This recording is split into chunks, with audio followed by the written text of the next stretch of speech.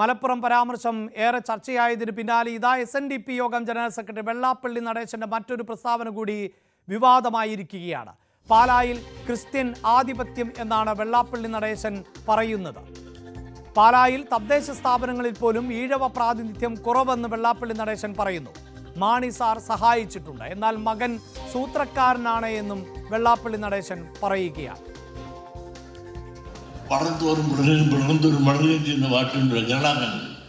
അവർ വളർന്നപ്പോഴും അവരെല്ലാം പങ്കിട്ട് കൊണ്ടുപോകുന്ന കേരളത്തിൻ്റെ സമ്പത്ത് കൊണ്ടുപോയി അവരെവിടെ എത്തി നിൽക്കുന്നു. പഴയ ഒരു സ്റ്റേറ്റ്മെൻറ്റ് ഓർമ്മയുണ്ട്. PJ ജോസഫ് മന്ത്രിയായിരുന്ന കാലത്ത് അദ്ദേഹത്തിന് പ്രൈവറ്റ് സെക്രട്ടറി ആരായിരുന്നു? കണ്ണന്താൻ പ്രൈവറ്റ് സെക്രട്ടറി, IAS-കാരനായിരുന്നു. അദ്ദേഹം പിന്നെ BJP ആയി, മന്ത്രിയായി.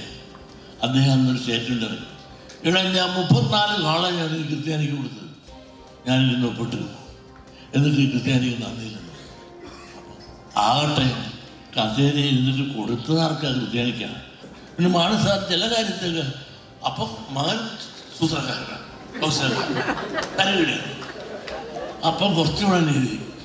പണ്ടൊരു നീതിക്കറിയാല്ല, ഒരു കോർപ്പറേഷൻ നമുക്ക് തന്നാൽ എൻ്റെ കോലമല്ല കത്തിച്ചത്, ഈഴവനെയാണ് മലപ്പുറത്ത് കത്തിച്ചത്.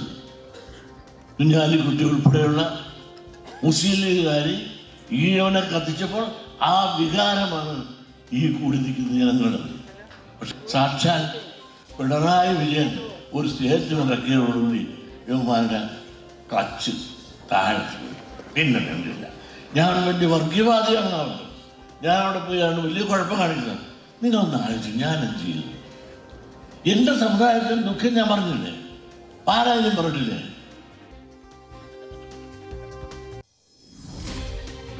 വെള്ളാപ്പള്ളി നടേശൻ ഇങ്ങനെ തുടർച്ചയായി വിവാദ പരാമർശങ്ങൾ നടത്തുമ്പോൾ സംഘപരിവാറിന്റെ നാവായാണ് വെള്ളാപ്പള്ളി ഇപ്പോൾ മാറിയിരിക്കുന്നത് എന്നാണ് പ്രതിപക്ഷ നേതാവ് VD സതീശൻ പറയുന്നത്.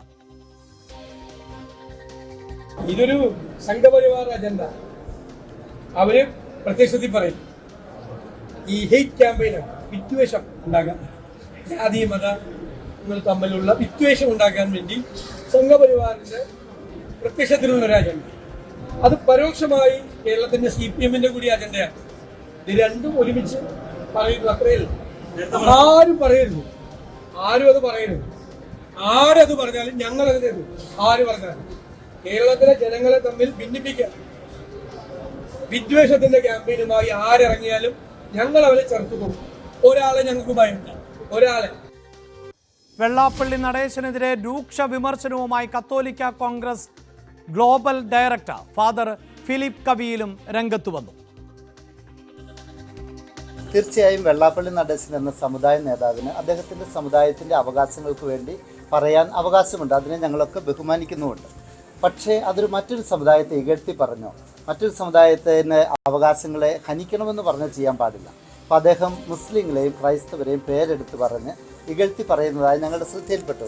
അദ്ദേഹത്തെ ബഹുമാനിക്കുന്നതോടൊപ്പം സ്നേഹത്തോടെ അദ്ദേഹത്തോട് പറയുകയാണ്, അത്തരം വിദ്വേഷപരമായ പരാമർശങ്ങൾ നമ്മളുടെ ഈ സമൂഹത്തിൻ്റെ ഒരു സഹിഷ്ണുതയ്ക്കും നല്ല ഒരു ജീവിതത്തിന് നല്ലതല്ല. യെസ്, ഈ വാർത്തയുടെ കൂടുതൽ വിശദാംശങ്ങളുമായി VV വിനോദ് ചേരുന്നുണ്ട്. വിനോദ്, നേരത്തെ മലപ്പുറവുമായി ബന്ധപ്പെട്ട് വെള്ളാപ്പള്ളി തുടർച്ചയായി നടത്തിയ പരാമർശങ്ങൾ, അതിനെതിരെ വലിയ പ്രതിഷേധമുയർന്നപ്പോൾ വെള്ളാപ്പള്ളി തന്നെ പറഞ്ഞത് തൻ്റെ കോലമല്ല, തന്നെ കത്തിച്ചാൽ പോലും താൻ സമുദായത്തിന് വേണ്ടി ഇത് പറഞ്ഞുകൊണ്ടേയിരിക്കും എന്നുള്ളതായിരുന്നു. അന്ന് മുസ്ലിം മതവിഭാഗത്തെയായിരുന്നു വിമർശിച്ചത് എങ്കിൽ ഇപ്പോഴിതാ ക്രിസ്ത്യൻ വിഭാഗത്തെ കൂടി വെള്ളാപ്പള്ളി നടേശൻ വിമർശിക്കുന്നു. അതും പാലായിൽ ക്രിസ്ത്യൻ വിഭാഗത്തിൻ്റെ ആധിപത്യമാണ്, അവരാണെല്ലാം നേടിയെടുക്കുന്നത് എന്നുള്ളതാണ്. അപ്പോൾ ഈ വെള്ളാപ്പള്ളിക്ക് നേരെ ഉയരുന്ന വിമർശനങ്ങളെക്കുറിച്ച് അദ്ദേഹം ഏതെങ്കിലും തരത്തിൽ ബോധവാനല്ല എന്നോ, അതല്ല എങ്കിൽ ബോധവാനാണെങ്കിലും താൻ തിരുത്താൻ തയ്യാറല്ല എന്നുമാണോ ഇപ്പോൾ ഈ വാക്കുകളിൽ നിന്ന് മനസ്സിലാക്കേണ്ടത്? അഭിലാഷ്, കൃത്യമായി ഇതിൻ്റെ ഒരു രാഷ്ട്രീയ വശം കൂടി നമ്മൾ നോക്കണം. കാരണം മലപ്പുറം പരാമർശം വിവാദമാകുന്നു, അതിന് പിന്നാലെയാണ് ഇപ്പോൾ പാലാ പരാമർശം നടത്തുന്നത്. അപ്പോഴും SNDP യോഗം ജനറൽ സെക്രട്ടറി അദ്ദേഹം ഒരു കവചമായി ഉപയോഗിക്കുന്നത് മുഖ്യമന്ത്രിയുടെ വാക്കുകളെയാണ്. മുഖ്യമന്ത്രി ചേർത്തലയിൽ നടത്തിയ പരാമർശമുണ്ട്. ഒരുപക്ഷേ ഈ SNDP യോഗം ജനറൽ സെക്രട്ടറിയെ അദ്ദേഹം ദീർഘകാലം പൂർത്തിയാക്കിയതിൻ്റെ ആഘോഷ പരിപാടിയായിരുന്നു ചേർത്തലയിൽ നടന്നത്. അന്ന് മുഖ്യമന്ത്രി അവിടെ എത്തുകയും അദ്ദേഹത്തെ അങ്ങനെ അങ്ങ് വിമർശിക്കാതെ എന്നാൽ അദ്ദേഹത്തിൻ്റെ പരാമർശങ്ങളെക്കുറിച്ച് ഒരു രസകരമായ ചില കാര്യങ്ങൾ പറഞ്ഞു പോവുകയുമാണ് ചെയ്തത്. പക്ഷേ ആ മുഖ്യമന്ത്രിയുടെ നിലപാടിനെ ചാരിയാണ് ഇപ്പോഴും വെള്ളാപ്പള്ളി തൻ്റെ നിലപാട് തുടരുന്നത്. വളരെ ശ്രദ്ധേയമാണ്. എം വി ഗോവിന്ദനെതിരെ സീറോ മലബാർ സഭ ഒരു നിലപാടെടുക്കുന്നു. ആ ഒരു പരാമർശം നിലനിൽക്കുന്ന ഒരു സാഹചര്യത്തിൽ കൂടിയാണ് ഈ പാലാ പരാമർശത്തെ കാണേണ്ടത്. മാണി സാർ സഹായിച്ചിരുന്നു, പക്ഷേ ജോസ് കെ മാണി സൂത്രശാലിയാണെന്ന് അദ്ദേഹം പറയുന്നു. ന്യൂനപക്ഷങ്ങളുടെ പേര് പറഞ്ഞ് മുസ്ലിം ലീഗും കേരള കോൺഗ്രസുകളുമൊക്കെ പലപ്പോഴായി ഈഴവ സമുദായാംഗങ്ങളെ ഉപയോഗിച്ചിട്ടുണ്ട്.